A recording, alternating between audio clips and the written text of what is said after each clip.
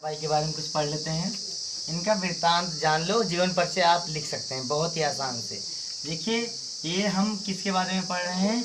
मीराबाई के बारे में पढ़ रहे हैं। इनका जन्म 1498 ईस्वी में हुआ।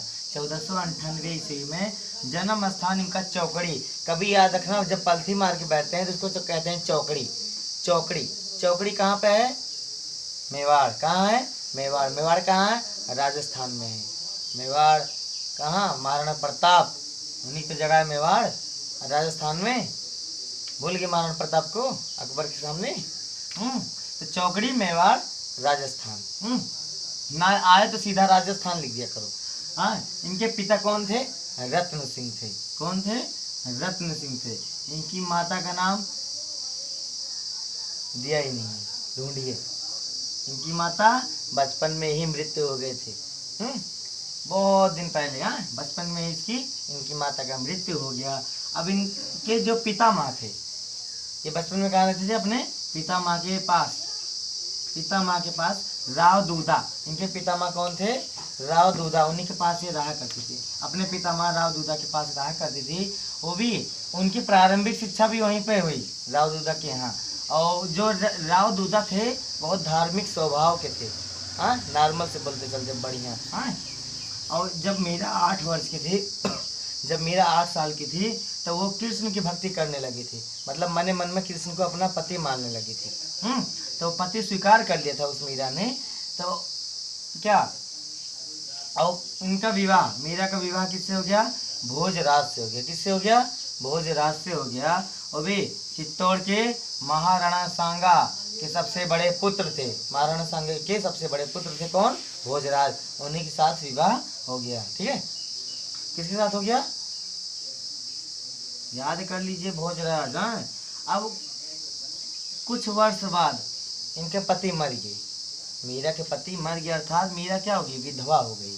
विधवा होगी तो मीरा को संसार, जब विधवा हो गई तो उनको पूरा संसार क्या हो गया कि मिथ्या लगने लगता है। कोई इंसान का करीबी दोस्त या कुछ भी बिछड़ जाए तो वो संसार पूरा झूठा, मोह माया लगने लगा। वैसे उसको भी ये संसार एकदम मोह माया लगने लगा, मिथ्या लग, झूठ लगने लगा। और मीरा कौन सी भक्ति की कवि थी? कौन कवित्री थी? कृष्ण भक्ति की। हाँ, ये क्वेश्चन में आता है। कृष्ण भक्ति शाखा के किसी 2 कवियों के नाम लिखो। तो मीराबाई लिख देना, कृष्ण भक्ति। अब मीरा जो है लास्ट में मरते समय यही गुणगान गाया करती थी।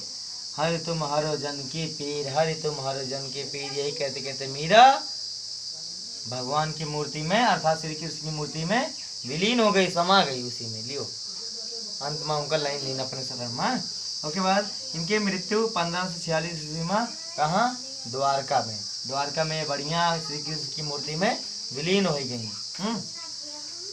भाषा इनकी थी ब्रज। इनकी भाषा क्या थी? ब्रज। याद रखिएगा। अब इनके जो ये राणा सांगा थे, महाराणा सांगा ना, ये इनको बुलाते थे तब भी आते नहीं थे। मीराबाई कहती थी चले आओ चलिए आओ, क्योंकि ये इनका मारने का प्रयास करते। कई बार महाराणा सांगा ने ना मीराबाई को मारने का प्रयास किया है। तो उसके बाद वो अवता के फिर चल दी कृष्ण भक्ति का शाखा में, बाहरी दुनिया में करने भक्ति, अपनी अंदर में भक्ति करते थे। उसको मारने का प्लान बना दिया था। सब चीज़ काफ़ी बच गई, तो इसलिए महाराणा सांगा ने काफ़ी बार फिर उसके बाद माफ़ी वाफ़ी मांगी, नहीं माने। तो उसके बाद पत्र लिखा चले आओ घरे। राजघराने की लड़की थी मीराबाई, बताओ। तो मीरा की दीवानी हो गई। ठीक है, रचनाएं की नरसिंह जी की मायरा है। राग गोविंद, ज़्यादातर आपको राग से ही पहचाना, राग नहीं तो गोविंद मतलब श्री कृष्ण। राग राग राग, हाँ, नहीं तो मीराबाई। हाँ, राग, कितना राग हो गया आपका यार। मीरा पदावली। हाँ, ऐसे ऐसे नरसिंह जी की मायरा, राग गोविंद, गीत गोविंद की टीका, गीत गोविंद, ये राग गोविंद गोविंद, गीत गोविंद की टीका, राग सोठा के पद, राग बिहार, मीराबाई मीरा की मल्हार, क्योंकि मल्हार रहता है, गरबा गीत और राग बिहार, फुटकर पद। अब पदावली कक्षा 9 में है ना, बस रे मेरे नैनन में नंदलाल, सब पढ़िएगा, बता लीजिए, स्क्रीनशॉट में लीजिए।